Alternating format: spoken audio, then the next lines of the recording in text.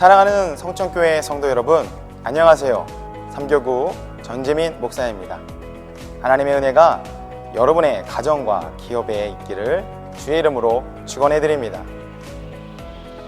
이번 주일 선포된 설교 요약을 다시 보도록 하겠습니다. 바울이 회당에 들어가 석 달 동안 담대히 하나님 나라에 관하여 강론하며 권면하되 어떤 사람들은 마음이 굳어 순종하지 않고 무리 앞에서 이 도를 비방하거늘 바울이 그들을 떠나 제자들을 따로 세우고 두란노 서원에서 날마다 강론하니라. 두 해 동안 이같이 하니 아시아에 사는 자는 유대인이나 헬라인이나 다 주의 말씀을 듣더라. 자, 오늘은 사도행전 67번째 시간입니다. 오늘 우리가 사도행전을 읽고 있는데, 사도행전에는요 세상이라고 하는 거대한 파도, 핍박과 박해라고 하는 거대한 파도를 피하지 않고 오히려 그 파도를 타고 복음을 전했던 교회와 사도들의 이야기가 담겨져 있습니다. 에베소는 당시로는 상당히 큰 도시였어요. 25만 명 정도가 모여 살았고요. 소아시아 지역의 행정 수도고 또 해로와 육로를 잇는 교통의 요지였기 때문에 상업이 발달했습니다. 이 에베소의 특이한 점은 에베소 사람들이 섬기는 신, 아데미 여신이라고 하는 신이 있는데, 이 아데미 여신을 섬기는 그 축제가 아주 유명했어요. 그래서 로마에서 사람들이 저녁에서 모여들 정도로, 요즘으로 하면 관광 문화 산업이 아주 발달했던 그런 도시가 에베소였습니다. 교통의 요지예요. 상업이 발달했어요. 관광 산업이 발달했어요. 이런 도시의 특징이 뭐예요? 많은 사람들이 오고 가고 또 많은 이방인들이 들어오고 하다 보니까 그들을 접대하고 또 하는 그런, 특히 여신을 섬기는 곳일수록 음란한 문화들이 많이 발전했던, 여러분, 그런 곳에서 복음을 전하고 말씀을 전하고 그리스도인으로 살아간다는 게 쉬운 일이었겠습니까? 그런데도 바울은 그 에베소에서 다른 곳에서 거두지 못했던 놀라운 결실을 얻게 됩니다. 또한 그 에베소를 통해서 초대교회, 우리가 이름만 들어도 알 수 있는 그 초대교회의 많은 리더들이 그 에베소 교회를 통해서 등장하게 됩니다. 이것이 어떻게 가능할 수 있었을까? 저는 이 에베소 교회와 같은, 에베소라고 하는 도시의 상황, 바울이 전했던, 복음을 전했던 그 상황과 우리의 상황이 별반 다르지 않다라고 생각해요. 그렇다면 그 에베소에서 복음을 전하고 에베소에서 교회를 세워나가고 리더들을 키워냈던 그 에베소 교회와 바울의 이야기가 분명 오늘 우리들에게 이 세상이라고 하는 거대한 파도를 어떻게 타고 복음을 전할 수 있는지를 가르쳐 줄 수 있는 그런 지혜, 통찰을 우리에게 줄 수 있다고 생각합니다. 오늘 말씀을 통해 오늘 우리가 깨닫고 우리가 우리의 삶에서 한번 적용하면서 도전해야 될 것이 뭐가 있을까? 첫 번째 한번 따라해 봅시다. 교회는 제자 삼는 사명에 집중해야 합니다. 자, 에베소에 도착해서 바울이 복음을 전할 때 처음에는 좀 순조로웠어요. 그 옆에는 브리스길라, 아굴라, 브리스길라와 같은 사람들이 동역을 했을 것이고, 또 성령 세례 받았던 그 12명의 제자들, 요한의 세례까지만 알고 있었던 그 제자들도 간증하면서 예수님이 이런 분이라고 바울의 사역을 도왔을 것이고, 그 3달 동안 말씀을 전하면서 유대인 회당에서 아마도 많은 이들이 예수 그리스도를 믿고 주 앞에 돌아온 역사들이 일어났을 거예요. 야, 복음 사역이 이렇게 순조로울 수 있다니 기뻐했을 겁니다. 그런데 오늘 성경 보니까 얼마 가지 않아서 바울을 적대시하는 사람들이 생겨나기 시작했습니다. 회당의 몇몇 유대인들이 바울을 공개적으로, 바울이 전한 복음을 공개적으로 비방하는 일이 생기기 시작한 거예요. 자, 비방. 여러분, 비방이라는 게 뭐예요? 비방이라는 건 이렇게 생각해요. 반대를 위한 반대를 하기 위해서 하는 말. 주로 반대를 위한 반대를 하기 위해서 쓰는 말들이 비방이에요. 일단은 비방하려고 하면 어떻게 돼요? 왜곡시킵니다. 진실을 왜곡시키거나 과장시켜요. 여러분, 오늘 우리가 사는 세상에 얼마나 많은 비방들이 넘쳐나요? 가르침과 의도, 그 의도가 있는데 그 의도를 왜곡시키고 진실을 막 과장시키고 뭐 이렇게 하면서 한 사람의 인격, 그가 전하는 어떤 가치관 이런 것들을 다 깔아뭉개는 어떤 그런 행동이 비방이에요. 이런 행동을 알고도 하면 정말 나쁜 짓이고 모르고 해도 이것은 큰 잘못이에요. 왜입니까? 내가 함부로 내뱉은 말, 함부로 내뱉은 말, 누군가 상처를 입히고 피해를 준 말들, 여러분 이런 것들이 누군가에게는 큰 아픔이 될 수 있고요. 이것이 신앙 공동체나 어떤 사회나 어떤 조직에 이런 비방의 말들이 넘쳐나면 추진력을 잃고 막 나아가던 어떤 그 공동체가 그 추진력을 잃어버리는 시작이 되기 때문에 그렇습니다. 그래서 교회를 흔들고 어렵게 할 때 보면 이 마귀가 가장 잘 쓰는 방법이 비방하는 말을 쓰는 거예요. 여러분 바울은요, 비방의 소리가 자기에게 들려오자 이 일로 회당을 떠나기로 결심을 합니다. 아니 회당에서 비방하는 말이 들으면 그걸 변론을 해야지 왜 떠납니까? 이렇게 말할 수 있을지 모르겠지만 무슨 이유인지 몰라도 바울은 회당을 떠나요. 아마도 멀쩡하던 회당, 편안하던 회당이 바울로 인해서 시끄러워지니까 회당장이 바울에게 더 이상 여기서 말씀을 가르치지 말라고 그랬을 수도 있어요.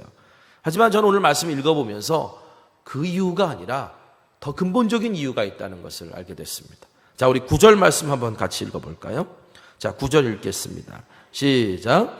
어떤 사람들은 마음이 굳어 순종하지 않고 무리 앞에서 이 도를 비방하거늘 바울이 그들을 떠나 제자들을 따로 세우고 두란노 서원에서 날마다 강론하니라. 자, 비방했더니 바울이 회당을 떠나는데 누구를 떠난다라고 표현했어요? 비방하는 사람들을 떠나는다. 비방하는 사람들을 떠나서 제자를 따로 세웠다. 바울이 회당을 떠난 이유가 있는데 단지 비방하는 사람들의 소리가 싫어서가 아니라 제자를 따로 세우기 위해, 따로 세운다는 말은 제거하다, 분리하다 이런 뜻이에요. 이게 무슨 말이냐면 복음을 비방하는 사람들로부터 믿는 자들을 분리한 거예요. 여러분 좋은 사과가 있어요. 좋은 사과가 있는데 그 좋은 사과를 박스에 담아서 보내는데 잘못해서 썩은 사과가 하나가 딱 들어갔어요. 그러면 어떻게 돼요? 썩은 사과 이론이라는 게 있잖아요. 좋은 사과가 있는데 썩은 사과 하나가 딱 들어가면 그 썩은 사과로 말미암아 그 좋은 사과들마다 다 병들어요. 다 썩으면 들어져요. 사도 바울이 봤을 때 지금 예수를 믿고 신앙에 예쁘게 자라고 있는 성도들이 있었는데 그 비방하는 사람의 목소리가 계속 들려오니까 이들이 신앙에 자라지 않는 거예요. 이들을 분리시켜야 되겠다. 그래서 사도 바울이 과감하게 분리하는 방법은 자기가 나가는 게 가장 편한 방법이에요. 회당을 떠난 거예요. 회당을 떠난 거예요. 지금 바울에게 중요한 거는 어떻게 보면은 마음이 돌처럼 굳은 죽은 심령으로 무슨 말을 해도 들으려고 하지 않는 사람들과 막 논쟁하고 막 하다 보면 어떤 일이 벌어져요?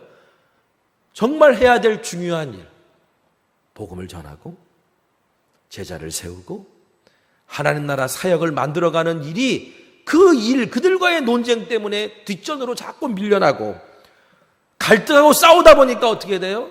자꾸 그 진흙 구덩이 속으로 끌려 들어가면서 영적으로 다 다운되는 그런 상황들이 만들어질 수 있으니 그래서 믿는 자들을 그 비방하는 자들과 분리해낸 거예요. 예수님께서는 당신의 제자와 교회가 세상의 많은 문제와 도전 앞에 놓일 것을 알고 계셨습니다.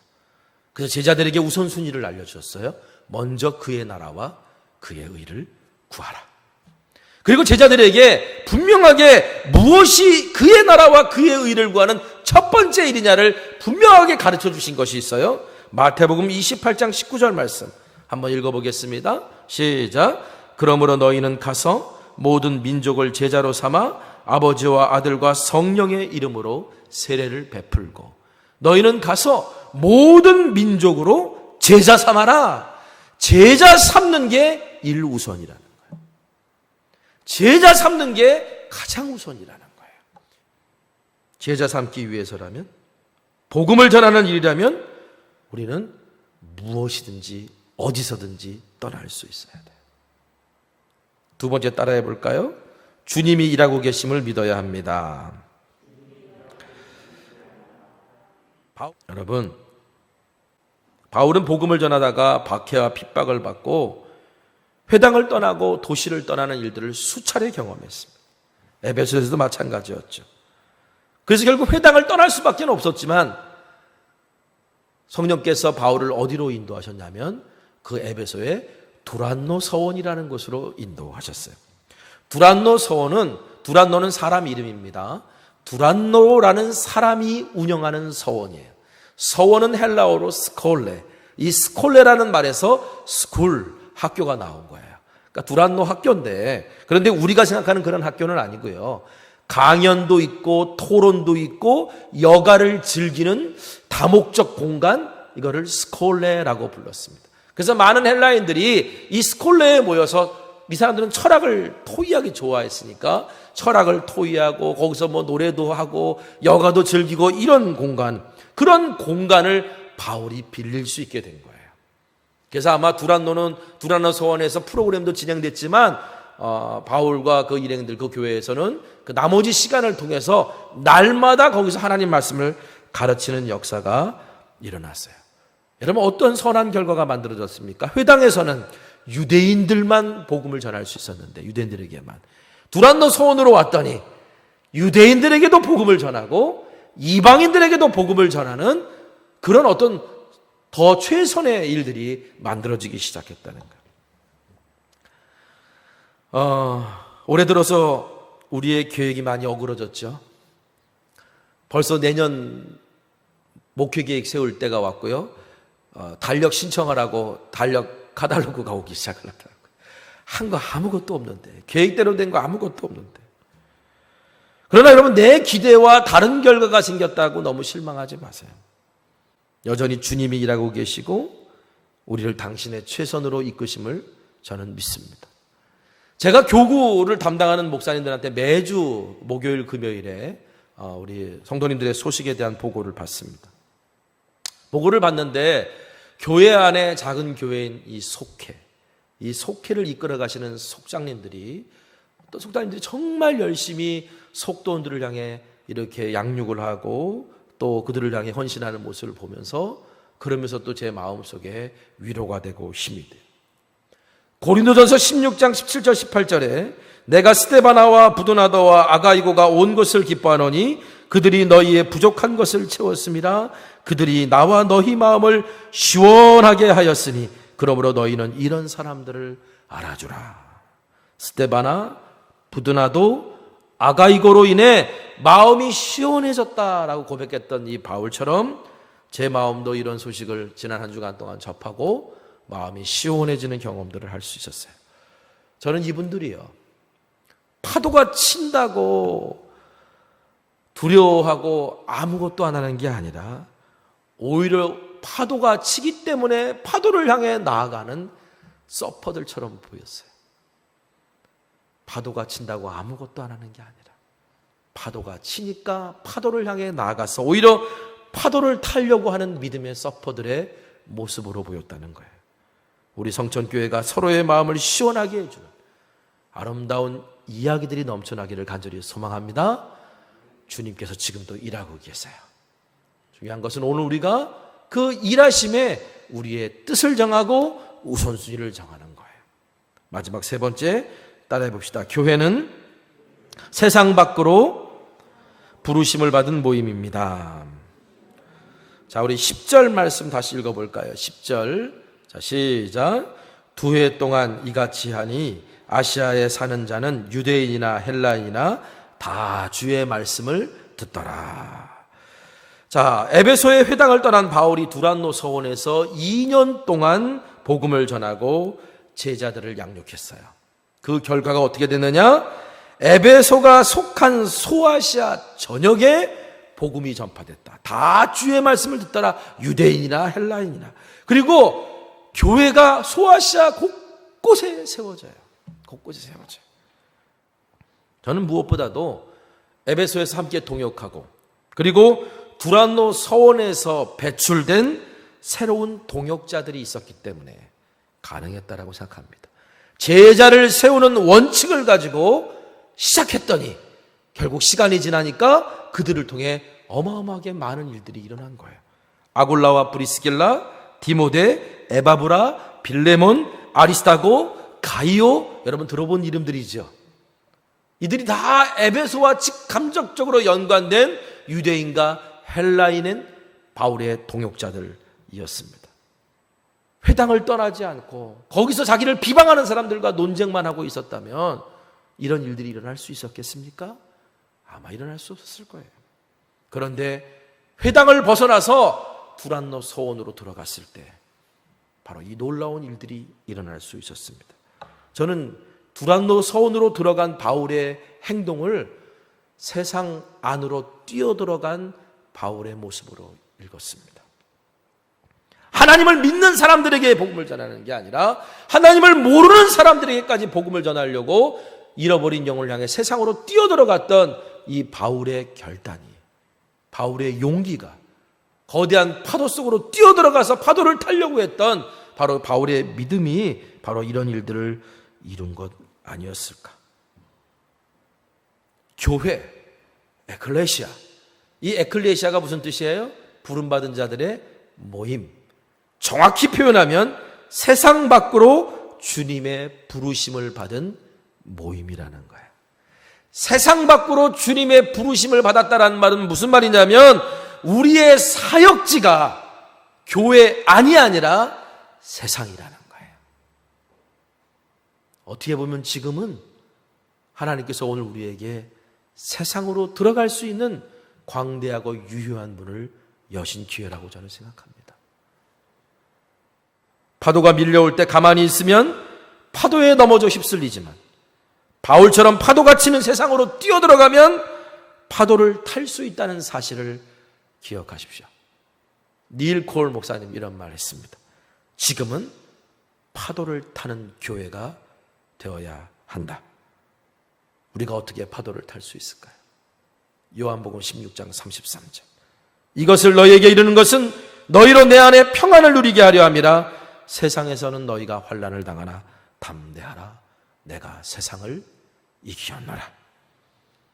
이미 세상을 이기신 주님, 거대한 파도마저도 잔잔하게 만드셨던 그 주님이 우리와 함께 하신다라고 약속하셨으니 우리는 그 주님을 신뢰하고 세상이라는 파도로 들어갈 수 있는 오늘 저와 여러분 되시기를, 파도를 타는 믿음의 서퍼들이 되시기를 주님의 이름으로 간절히 축복합니다. 기도하겠습니다. 우리 함께 말씀 붙들고 기도하기를 원합니다.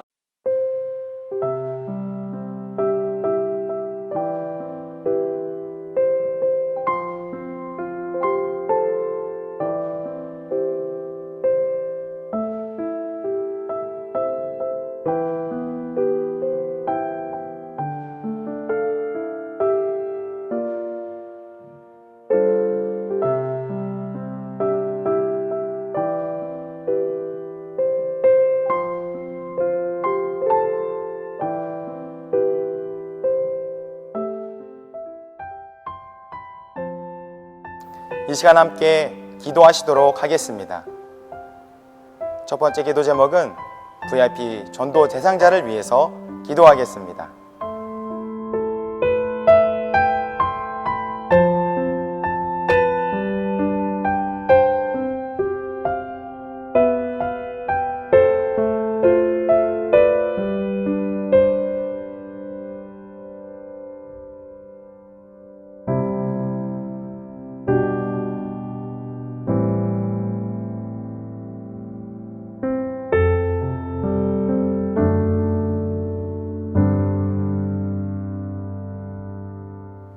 두 번째 기도 제목은 우리 속회에서 기도하는 선교지를 위해 기도하겠습니다.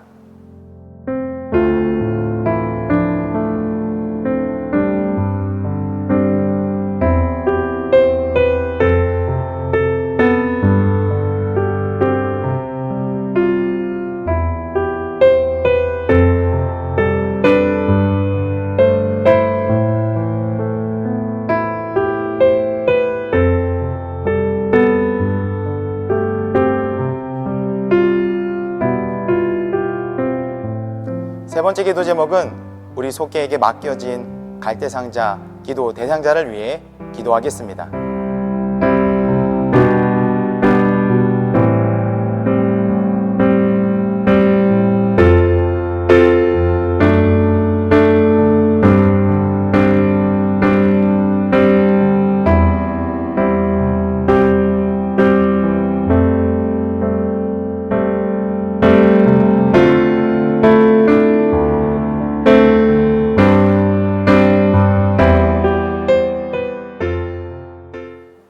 함께 주기도문으로 온라인 속회를 마치도록 하겠습니다.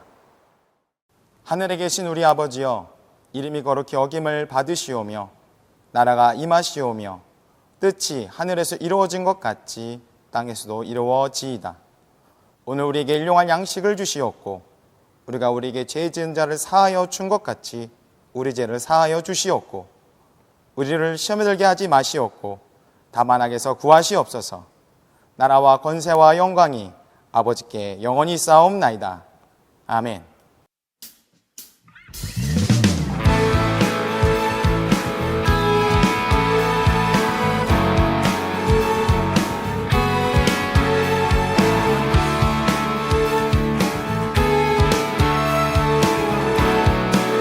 우리가 꿈꾸는 나라, 우리가 꿈꾸는 나라, 그곳은 우리의 고향, 그곳은 우리의 고향.